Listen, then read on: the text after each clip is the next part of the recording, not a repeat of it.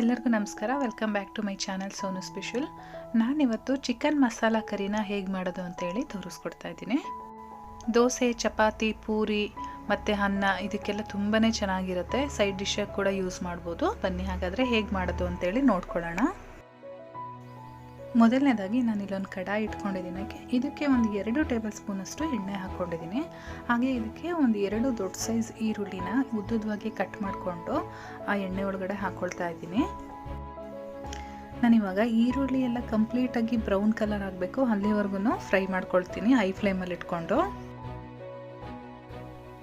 ಇವಾಗ ಕಂಪ್ಲೀಟಾಗಿ ಫ್ರೈ ಆಗಿದೆ. ಇದನ್ನು ಸಪ್ರೇಟಾಗಿ ಒಂದು ಪ್ಲೇಟಲ್ಲಿ ಎತ್ತಿಟ್ಟು ಸ್ವಲ್ಪ ತಣ್ಣಗಾಗ್ಲಿಕ್ಕೆ ಬಿಡ್ತೀನಿ.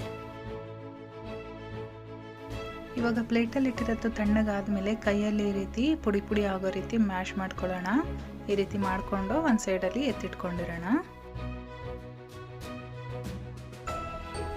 ನಾನಿಲ್ಲಿ ಅರ್ಧ kg ಚಿಕನ್ನ ತೊಗೊಂಡಿದ್ದೀನಿ.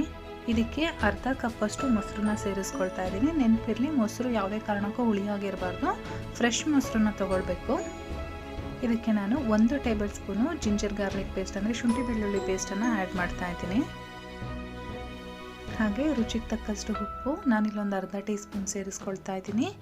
ಜೊತೆಗೆ ನಾವೀಗ ಏನು ಫ್ರೈ ಮಾಡಿ ಪುಡಿ ಮಾಡಿ ಇಟ್ಕೊಂಡಿದ್ವಿ ಆ ಈರುಳ್ಳಿನ ಇದರೊಳಗಡೆ ಸೇರಿಸ್ಕೊಂಡು ಚೆನ್ನಾಗಿ ಇದನ್ನು ಮಿಕ್ಸ್ ಮಾಡ್ಕೊಳ್ಳೋಣ. ಇದನ್ನೆಲ್ಲ ಮಿಕ್ಸ್ ಮಾಡಿಬಿಟ್ಟು ಒಂದು ಅರ್ಧ ಗಂಟೆಗಳ ಕಾಲ ನಾವು ನೆನೆಯೋದಕ್ಕೆ ಬಿಡಬೇಕಾಗತ್ತೆ. ಚಿಕನ್ ಮ್ಯಾರಿನೇಟ್ ಆಗೋ ಅಷ್ಟರಲ್ಲಿ ನಾನು ಅದಕ್ಕೆ ಬೇಕಾಗಿರೋ ಅಂಥ ಮಸಾಲನ ರೆಡಿ ಮಾಡ್ಕೊಳ್ತಾ ಇದ್ದೀನಿ. ಒಂದು ಫ್ರೈಯಿಂಗ್ ತವ ಇಟ್ಕೊಂಡಿದ್ದೀನಿ. ಇದಕ್ಕೆ 1 ಟೇಬಲ್ ಸ್ಪೂನ್ ಧನಿಯಾ ಹಾಗೆ 1 ಟೇಬಲ್ ಸ್ಪೂನ್ ಜೀರಿಗೆ ಹಾಕ್ಕೊಂಡು ಫ್ರೈ ಮಾಡ್ಕೊಳ್ತಾ ಇದ್ದೀನಿ. ಜೀರಿಗೆ ಮತ್ತು ಧನಿಯಾ ಬೀಜ ಸ್ವಲ್ಪ ಫ್ರೈ ಆದಮೇಲೆ ನಾನು ಇದಕ್ಕೆ ಬ್ಯಾಡಗಿ ಮೆಣಸಿನ್ಕಾಯಿನ ಸೇರಿಸ್ಕೊಳ್ತಾ ಇದ್ದೀನಿ. ನಾನಿಲ್ಲಿ ಒಂದು 12ರಿಂದ 15 ಬ್ಯಾಡಗಿ ಮೆಣಸಿನ್ಕಾಯಿನ ತೊಗೊಂಡಿದ್ದೀನಿ. ಇವಾಗ ಇದನ್ನು ಕೂಡ ಇದ್ರ ಜೊತೆ ಸೇರಿಸ್ಕೊಂಡು ಫ್ರೈ ಮಾಡ್ಕೊಳ್ಳೋಣ. ಇದೆಲ್ಲ ಚೆನ್ನಾಗಿ ಫ್ರೈ ಆದಮೇಲೆ ನಾನು ಇದನ್ನು ಸಪ್ರೇಟಾಗಿ ಎತ್ತಿಟ್ಕೊಂಡು ಆಮೇಲೆ ಸ್ವಲ್ಪ ತಣ್ಣಗಾದ್ಮೇಲೆ ನಾನು ಒಂದು ಮಿಕ್ಸರ್ ಜಾರಲ್ಲಿ ಹಾಕ್ಕೊಂಡು ಪುಡಿ ಮಾಡ್ಕೊಳ್ತೀನಿ. ಇದೆಲ್ಲ ಸ್ವಲ್ಪ ಪೌಡರ್ ಆದಮೇಲೆ ನಾನು ಇದಕ್ಕೆ ಒಂದು ಅರ್ಧ ಟೀ ಸ್ಪೂನಷ್ಟು ಅರಿಶಿನ ಪುಡಿ ಸೇರಿಸ್ಕೊಂಡು ಹಾಗೆ ಒಂದು 2 ಟೇಬಲ್ ಸ್ಪೂನಷ್ಟು ನೀರನ್ನ ಸೇರಿಸ್ಕೊಂಡು ಇವಾಗ ಚೆನ್ನಾಗಿ ಪೇಸ್ಟ್ ಮಾಡ್ಕೊಳ್ತೀನಿ. ನಾವು ಮೊದಲೇ ನೀರು ಹಾಕ್ಬಿಟ್ರೆ ಮೆಣಸಿನ್ಕಾಯಿ ಚೆನ್ನಾಗಿ ಪೇಸ್ಟ್ ಆಗೋದಿಲ್ಲ. ಹಾಗಾಗಿ ಫಸ್ಟ್ ಪೌಡರ್ ಮಾಡಿಕೊಂಡು ನಂತರ ಈ ರೀತಿ ಪೇಸ್ಟ್ ಮಾಡ್ಕೊಳ್ಬೇಕು. ಇದನ್ನು ಸಪ್ರೇಟಾಗಿ ಎತ್ತಿಟ್ಕೊಂಡಿರೋಣ. ಇವಾಗ ನಾನಿಲ್ಲೊಂದು ಫ್ರೈಯಿಂಗ್ ಪ್ಯಾನ್ಗೆ ಒಂದು 2 ಟೇಬಲ್ ಸ್ಪೂನಷ್ಟು ಎಣ್ಣೆ ಹಾಕ್ಕೊಳ್ತಾ ಇದ್ದೀನಿ, ಅಡುಗೆ ಎಣ್ಣೆನ. ಎಣ್ಣೆ ಎಲ್ಲ ಚೆನ್ನಾಗಿ ಕಾದ್ಮೇಲೆ ನಾವು ಪೇಸ್ಟ್ ಮಾಡಿ ಇಟ್ಕೊಂಡಿದ್ವಲ್ಲ ಆ ಪೇಸ್ಟನ್ನು, ಮಸಾಲ ಪೇಸ್ಟನ್ನು ಇದರೊಳಗಡೆ ಸೇರಿಸ್ಕೊಂಡು ಫ್ರೈ ಮಾಡ್ಕೊಳ್ಳೋಣ. ಮೊದಲೇ ಎಲ್ಲ ಹುರ್ಕೊಂಡು ನಾವು ಫ್ರೈ ಮಾಡ್ಕೊಂಡಿರೋದ್ರಿಂದ ತುಂಬ ಟೈಮ್ ಹಿಡಿಯೋದಿಲ್ಲ, 1-2 ನಿಮಿಷ ಫ್ರೈ ಮಾಡಿಕೊಂಡ್ರೆ ಸಾಕು. ಇವಾಗ ಇದರೊಳಗಡೆ ನಾವು ಮ್ಯಾರಿನೇಟ್ ಮಾಡಿ ಇಟ್ಕೊಂಡಿದ್ವಲ್ಲ ಚಿಕನ್ನು, ಆ ಚಿಕನನ್ನು ಸೇರಿಸ್ಕೊಳ್ತಾ ಇದ್ದೀನಿ. ಎಲ್ಲದನ್ನು ಚೆನ್ನಾಗಿ ಮಸಾಲೆ ಒಳಗಡೆ ಮಿಕ್ಸ್ ಮಾಡಿಕೊಂಡು ನಮಗೆ ನೋಡ್ಕೊಂಡು ನೀರನ್ನು ಸೇರಿಸ್ಕೊಳ್ಳೋಣ.